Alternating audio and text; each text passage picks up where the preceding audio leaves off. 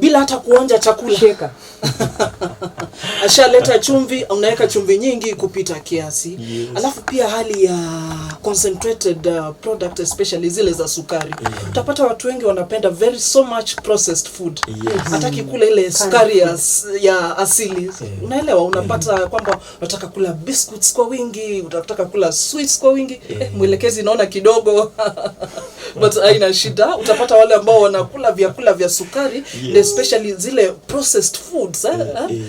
Tafadhali mtu apasi kula hivyo. Tunaambiwa ule chakula tu cha kienyeji, pia mafuta to avoid hayo mafuta. Wanasemanga one of the best oil ile japo iko bei ya juu kidogo ni olive oil. Inasaidia sana kabisa. It can be really absorbed by the body. So to avoid mafuta, to avoid sukari nyingi, to avoid chumvi nyingi na zile processed food. Tukule tu zile vyakula vya kidogo. Ukizungumzia hapo, unajua kuna wale kina nyanya wako pale nyumbani na natumai wanasikiliza nyanya Sarangi pale, Clemencia na wengine wote ambao wanasikiliza Radio Vuna 102.0 FM. Abanga nawalia mugasomia bana madaktari batevere ntori ya mafuta ajo. Wadaktari wamesema mafuta tupunguze kabisa. Lakini pale hizo processed foods unajua tunaletewa, wazazi wanaletewa, si ndio tunapelekea wazazi pale nyumbani kina shosho tunawapa. Wao wanakuambia nipe nile kwa sababu mida yangu imefanya nini? Mida yangu imeyoyoma. Alafu nilifunza watoto nije nile. Daktari, mbona mnanikataza nisile? Mtawasaidia vipi? Swala kama hilo tutaweza tu kusema kwamba msione kwamba mumezuiliwa. Ya kwanza, msione kwamba mlisomesha watoto wakakuja. Ndio yaweza kuwa ulisomesha watoto, lakini pia hao watoto mnawahitaji. Unawahitaji katika maisha kila siku, uweze kuwaona, uwe mahala pale. Nafasi yako ni ya maana. Kwa hivyo itabidi tu basi utulie. Haya, daktari, nataka mshikilie pale wakati ambapo tunaenda kwa muktasari kidogo, kisha baadaye tukirejea hapa umenya kama ni ugali. Na labda yule ambaye kisha baadaye tuingie pale yule ambaye ana ugonjwa wa kidney ama figo, anastahili kuwa kwa diet inakaa vipi? Kweli. Asante sana tena kwa swali hilo. So tunajaribu kuangalia ni maisha yapi ambayo mgonjwa huyu wa figo anafaa kuishi kikawaida, ama katika lugha ya kimombo tutasema lifestyle ambayo anafaa kuishi. Ya kwanza ambayo tutazungumzia ilikuwa pia limezungumziwa ni kuangalia chakula.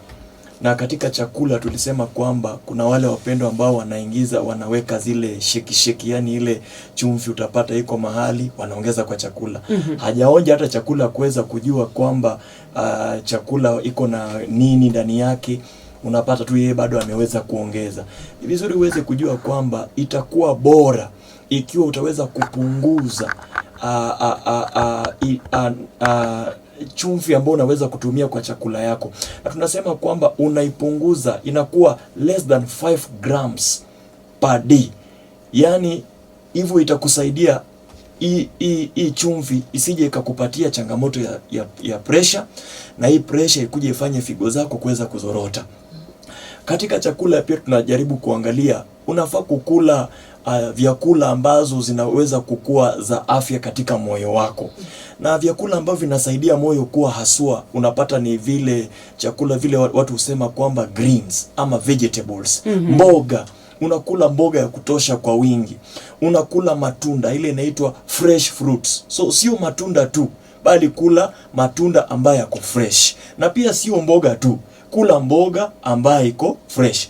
Utapata wale ambao wako na hizi friji kwenye nyumba, utapata chakula imekaa mahali pale, na kwa sababu mentality ya kibinadamu tunajua kwamba hizi friji zinahifadhi chakula, na utapata ameiweka kwa muda mrefu sana na ile mentality kwamba iko ndani ya friji. So ni vizuri ujue kwamba ni muda upi ambao unachukua itoke katika hiyo friji. Usije ukakula chakula ambacho hakina ile haikiko fresh. Kitu kingine ambacho utaongeza kuweka, hakikisha kwamba moyo wako unaendelea vizuri. Kwa tunapoangalia lifestyle ya chakula, unakula ile inaitwa whole grains. Katika lugha ya Kikisi nimeona wengi wanasema kuna grain inaitwa minji. Minji ni aina ya grain mzuri sana. Kuna maharage ni aina ya grain mzuri sana. Itasaidia sana kuhakikisha kwamba unaendelea vizuri. Na Masi mwenzangu alisema kwamba mafuta ambayo unaweka kwa chakula, weka mafuta ambayo imepunguka. Usiweke mafuta mingi kwa chakula, itakuja ikulete shida. So ni chakula kipi ambacho unaweza ukakula wakati uko na hii changamoto, kwa mfano ya figo? Na tulikuwa tumesema kama mafuta utaweza tumia olive oil kama vile Masi alivyoeleza. Kama kwa mboga utapata kuna mboga kama kabeji, unaweza ukakitumia, iko vizuri. Kuna hizi tuna ambazo zinaitwa berries, na mara mingi utapata kwamba unaziblend, zitakusaidia sana. Kuna vitu kama garlic, ni vitu ambazo ni za msingi sana, zitaweza kukusaidia katika afya yako. Yani kitunguu saumu tu, mtu anashangaa garlic ni nini? Kitunguu saumu, ginger, tangawizi, yani. Vyakula kama hivi ni bora sana. Kuna ile ambayo unapata inaitwa white meat, ama utapata wengine wamechukua kuku, wamemtoa ile magane ya juu ama ile ngozi ya juu, na wakakitengeneza kikakaa vizuri. Usione kwamba ni kosa, ni kwa sababu afya yako inapaswa kuwa vizuri. Kingine, kuna hivi vyakula ambavyo vinaitwa processed foods. Unafaa unahakikisha kwamba unapunguza hizo processed food, kwa sababu mara mingi unapata research imeonyesha kwamba hizi processed foods, vitu kama cheese ama nyama zile ambazo zimekuwa processed, cheese ambazo zimekuwa processed, ziko na phosphorus mingi sana, na unapata unapokula inapeleka haya madini juu, na madini haya yanaposonga juu utapata kwamba figo zako zitafanya nini? Zitaweza kuzorota.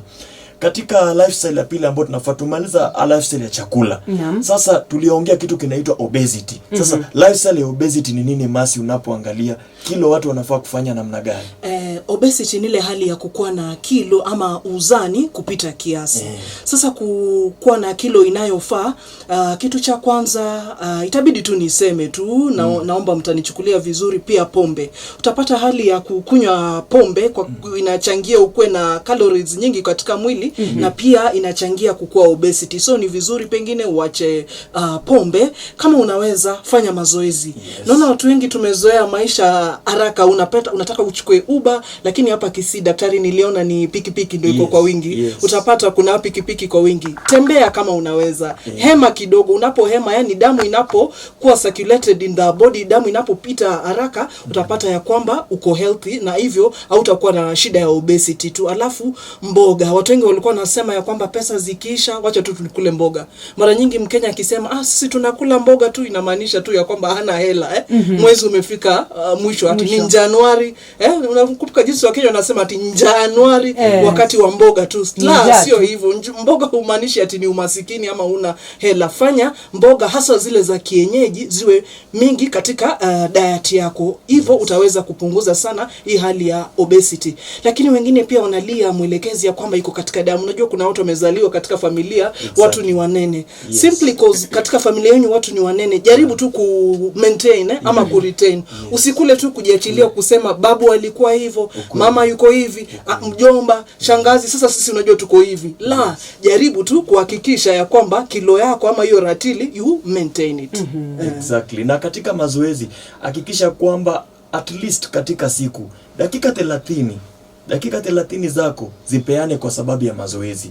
Na katika siku zingine utaweza enda hata zaidi ya dakika 30, dakika 100, dakika 150. Hakikisha tu kwamba usiweze kumaliza siku kama hujafanya mazoezi, kama hujatembea. Sio lazima tu hiyo pikipiki ama tuktuk ama gari. Waweza shukia mahali useme basi naweza nikafanya nini? Naweza nikatembea. Lifestyle lingine ni ya madawa. Unapata kwamba madawa jinsi ambavyo tunatumia. Tulisema vizuri na Masi akaeleza kinaga ubaga na kwa undani, akasema kwamba tuweze kujaribu kutoka katika harakati ya kujiandikia madawa sisi wenyewe. Self medication kwa Kiingereza. Katika lugha ya Kimombo. Na unapata kwamba wahenga walisema kwamba muganga ajigangi. Hata mimi wakati ambapo mwili inakataa, anaenda ni daktari lakini tena anaenda hospitali lakini anaenda Medifort kwa madaktari wengine. Na kuja Medifort nasema wacha pia mimi niangaliwe. Kwa hivyo hakikisha kwamba madawa ambayo umeyanunua, usitoke tu nje ya lango lako, kuna duka la dawa pale unasema mwelekezi wa duka, basi nahisi hivi na vile. Yeye atakwambia chukua dawa fulani. Manake nataka pesa, yuko biasharani, hata kata. Lakini sasa ni bora kwamba suluhu ipatikane katika haya. Pata madawa ambayo ni sawa. Either ni madawa ya pressure, ni madawa ya sukari. Yatumie vizuri iweze kudhibiti pressure yako, iweze kudhibiti sukari yako. Na kitu kingine, unapata yale madawa ambayo unapata kwamba yanatoa uchungu. Nitaiweka katika bracket ya kule kwa nasema NSAID drugs. Madawa kama Brufen, na madawa zote tu zile za uchungu. Painkillers, painkillers. Ndio. Utapata kwamba zinaweza zikasababisha figo zako iweze kupata shida. Kwa hivyo katika lifestyle hii tunahitaji mabadiliko makubwa sana kwa upande wa madawa. Usitoke tu kuenda kuchukua dawa kumeza, usipate tu dawa kwa nyumba yako unameza, ama kwa ile wardrobe yako unameza. Wacha uelekezwe. Waelekezi wako wakuelekeze. Unapokuja pale Medifood kuna pharmacy kubwa sana. Madaktari wako pale wengi, haina commotion, iko queue iko sawa. Unahakikisha kwamba watakuelekeza. Uliza swali, utajibiwa. Sio kwamba tu ati lazima, hapana, uko pale kuelimishwa. So katika sekta ya madawa, hakikisha madawa ambazo umeandikiwa ya pressure, ya sukari, unameza jinsi ambavyo umeandikiwa, ili figo zako zisije zikafanya nini, zikaweza kuzorota.